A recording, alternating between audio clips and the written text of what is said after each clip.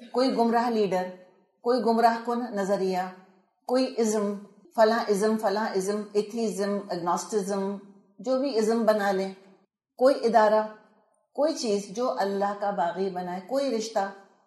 اور یہ طاغوت جو ہے اس پہ کوئی لیبل تھوڑی لگا ہوا ہوتا ہے کہ یہ طاغوت ہے، بس پہچاننے کی ضرورت ہوتی ہے. اور جب تک قرآن کا نور نہیں ہوگا زندگی میں پہچان بھی نہیں پائیں گے طاغوت کو.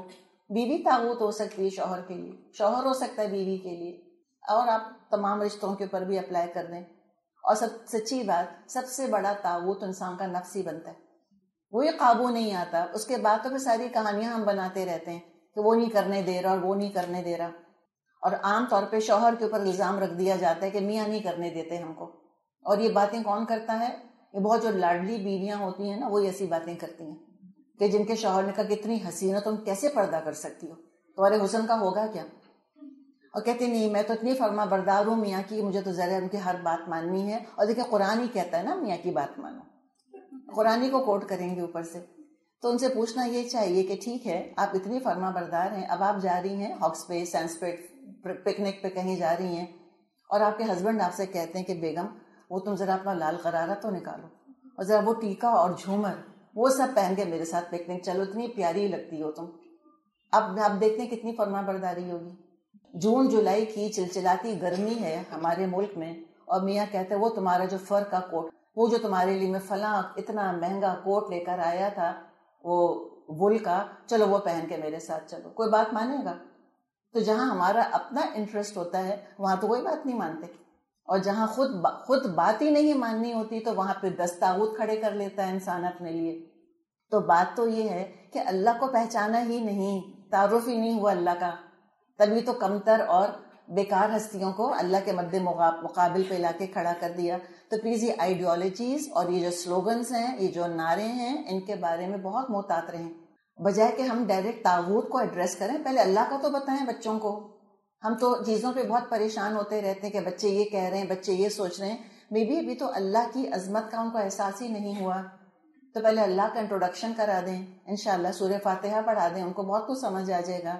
تو جو طاغوت کا انکار کرے اور یؤمن باللہ، اور جو اللہ پر ایمان لائے، فقد استمسک بالعروۃ الوثقی، اس نے تو ایک ایسا مضبوط سہارا تھام لیا، عروۃ الوثقی لا انفصام لہا، کوئی ٹوٹنا ہی نہیں ہے اس کا.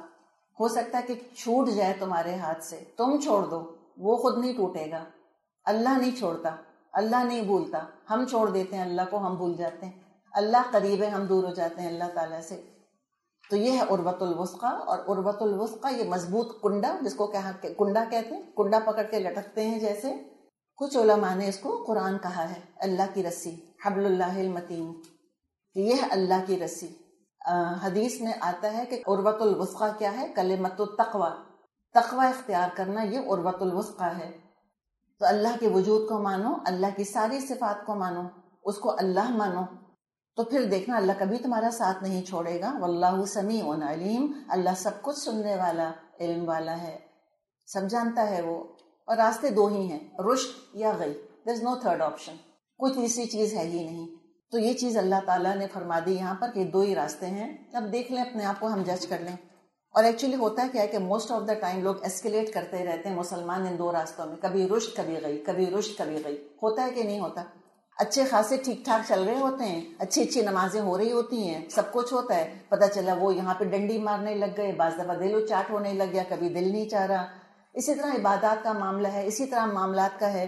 کبھی جو ہے بڑے جنرس ہو جاتے ہیں، بڑے سخی ہو جاتے ہیں، بڑے سویٹ ٹیمپرڈ، سویٹ ٹنگڈ ہو جاتے ہیں، کبھی ایک دم بھوت چڑھ جاتے ہیں، کبھی ایک دم غصہ، کبھی ایک دم جذبات میں آ جاتے ہیں، سارا تقوی بھول جاتے ہیں. یہ دیکھیے ہم انسان ہیں نا، ہوتا ہے کہ نہیں ہوتا؟ یہ سارا مسئلہ ہے ہمارا. والذین کفروا، اور جہاں تک کافروں کا تعلق ہے، اولیاؤہم الطاغوت، ان کے تو ولی طاغوت ہیں.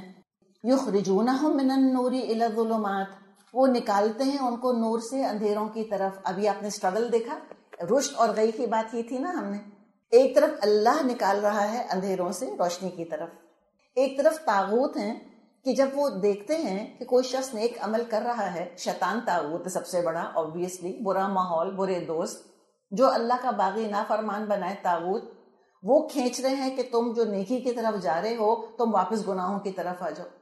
اور دیکھیے یہ ہوتا ہے جو آپ میں سے جو لوگ ٹرانزیشن کر رہے ہیں نا, مومن جب ہجرت کرتا ہے تو یہ اسٹرگل اس کو فیس کرنی پڑتی ہے, یہ گرے ایریا آتا ہے.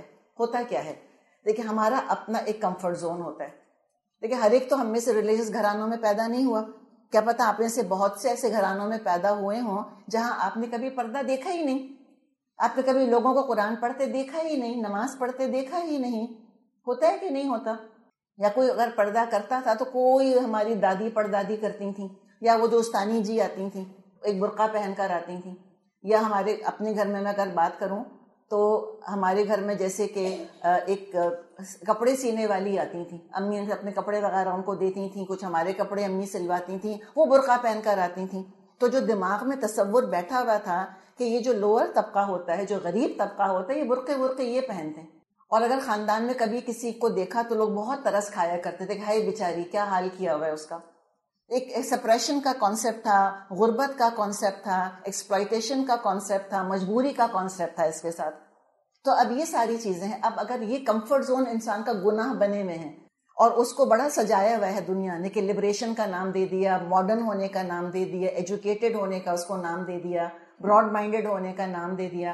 بہت بڑا کمپلیمنٹ جو دیا جاتا تھا, ہماری امی بتاتی ہیں, کسی کے شوہر کو یا کسی لڑکی کی خوش قسمتی کی جو علامت سمجھی جاتی تھی کہ آپس میں یہ لوگ ڈسکشن کرتے تھے کہ اس کا میاں کتنا اچھا ہے نا, پردہ نہیں کراتا اس کو, یہ اس کی خوش قسمتی کی الٹیمیٹ دلیل ہوتی تھی. خیر پردہ خود ایک ہمارے ہاں جس کا پرابلمٹک بنایا گیا وہ اپنی جگہ حقیقت ہے, چیپل بنا دیا نا عورتوں کو پردے کے نام پر, نہ ان سے شادی میں مرضی پوچھنی, نہ ان کو پڑھانا, نہ ان کو لکھانا, ان کو بالکل جانور بنا کے گھروں میں بند کر دیا, دماغوں کو شٹ آف کر دیا, ان کے بالکل فیڈ ہی نہیں کیا ان کو, ان کا علم ان کی روح کو بالکل مرجھا دیا. تو ظاہر ہے ایک ریئیکشن تو ہونا تھا. تو یہ بہت بڑا کمپلیمنٹ سمجھا جاتا تھا.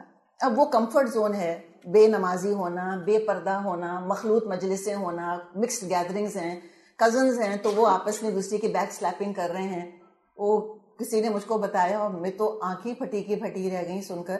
وہ کہا کہ ہمارے ایک رسم ہوتی ہے, ایک مٹھائی کھلانے کی رسم ہوتی ہے شادیوں میں, ان کے ہاں رسم ہوتی ہے دیور بٹھائی. سنا ہے آپ نے کچھ؟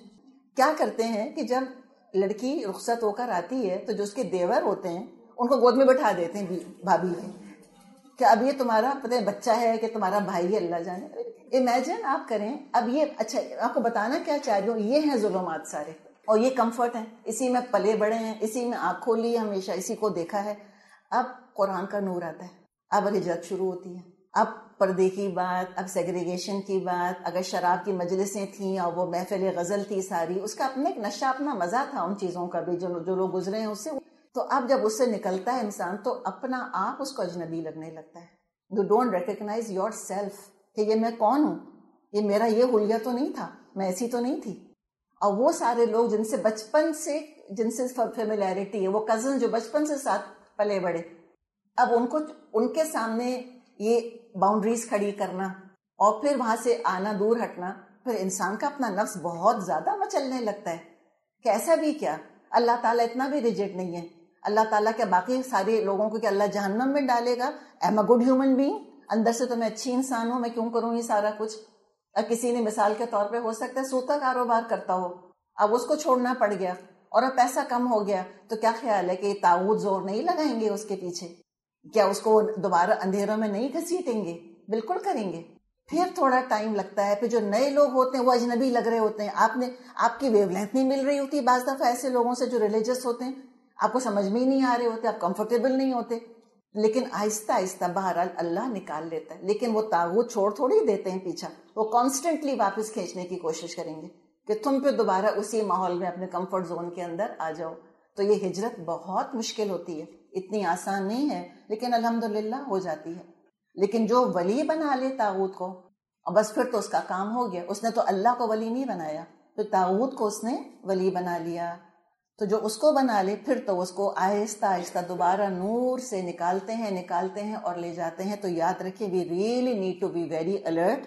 کوئی یہ نہ سوچے کہ ایک دفعہ ہدایت پر ہم آ گئے اب ہمیشہ ہدایت پہ رہیں گے. یہ نور گل ہو جاتا ہے, یہ ہدایت مس ہو جاتی ہے. ہدایت پیریشبل آئٹم ہے, تبھی 17 دفعہ دن میں مانگتے ہیں اللہ سے کہ اللہ فریش سپلائی چاہیے مجھ کو ہدایت کی, اہدنا الصراط المستقیم. یہ ایسا نہیں ہے کہ کوئی براڈ ہائی وے بنی ہوئی ہے, ایک دفعہ گاڑی ہماری چڑھ گئی ہائی وے کے اوپر تو بعض دفعہ وہ سری کہتی ہے نا now go straight for 100 kilometers. تو اب یہ ایسی نہیں ہے یہ سڑک, یہ ہدایت وہ نہیں ہے کہ آپ ایک دفعہ صحیح سڑک پر آ گئے اب بس آپ جو ہے آٹو پہ گاڑی ڈال کر بیٹھ جائیں, نہیں, کرس کراس ہوتے رہتی, ہدایت گمراہی. اور کانسٹنٹلی الرٹ رہنا پڑتا ہے انسان کو کہ مجھے کون سا روڈ لینا ہے, آیتیں دیکھنی ہوتی ہیں, سائنس دیکھنے ہوتے ہیں اور ان پر چلنا ہوتا ہے. لیکن جنہوں نے اپنے آپ کو طاغوت کے حوالے کر دیا, طاغوت ان کے کام کرتا دھرتا بن گئے, تو ٹھیک ہے وہ تو ان کو لے جائیں گے نور سے اندھیروں کی طرف. اور یہ ریورس مائگریشن بھی ہوتی ہے, ایک تو لوگ جیسے ایوالو ہوتے ہیں ایسے ڈیوالو بھی ہوتے ہیں. کوئی ایوالو ہو جاتے ہیں وہ کفر سے ایمان کی طرف آ جاتے ہیں, بعض ایمان سے کفر کی طرف چلے جاتے ہیں, دونوں چیزیں ہوتی ہیں. تو کبھی مومن کمپلیسنٹ ہو نہیں سکتا, کبھی میں اور آپ یہ سوچ نہیں سکتے کہ اچھا میں آج ہدایت پر ہوں اور میں کل بھی ہوں گی, کچھ نہیں کہہ سکتا. بس انسان اللہ سے دعا کرے, اللہ کو پکڑ کے رکھے, قرآن کو مضبوط تھام کے رکھے, اور جو طاغوت کے پیچھے چل پڑے, فرمایا اولئک اصحاب النار, یہ تو پھر جہنم میں رہنے والے ہیں, ہم فیہا خالدون, جس میں کہ پھر وہ ہمیشہ ہمیشہ رہیں گے. تو سارے کے سارے پھر جو طاغوت ہیں وہ طاغوت کے ساتھ سب کے سب جہنم میں جانے والے ہیں.